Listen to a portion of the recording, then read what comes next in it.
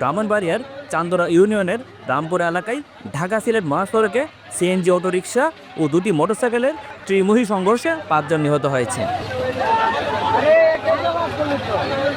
আজ রোববার বিকাল 4:30টার দিকে এ মর্মান্তিক দুর্ঘটনা ঘটে। স্থানীয় সূত্রে জানা গেছে, সরাইল বিশ্বরোড থেকে একটি যাত্রীবাহী অটোরিকশা হবিগঞ্জের মাধবপুরের দিকে যাচ্ছিলেন। এ সময় বিপরীত দিক থেকে আসা একটি মোটরসাইকেলের সঙ্গে অটোরিকশাটির মুখোমুখি সংঘর্ষ হয়।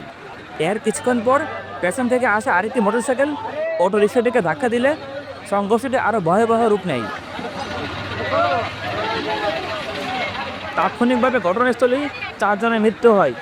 গুরুতর আহত অবস্থায় ব্রাহ্মণবাড়িয়া সদর হাসপাতালে নিয়ে গেলে সেখানে তিনি মারা যান। নিহতদের মধ্যে চান্দরা ইউনিয়নের 7 গ্রামের প্রবাদ ফরিদ সহ 2 জন, ইব্রাহিমপুরে 1 জন ও মহেন্দ্র বাড়িউড়া গ্রামের 2 জন রয়েছেন।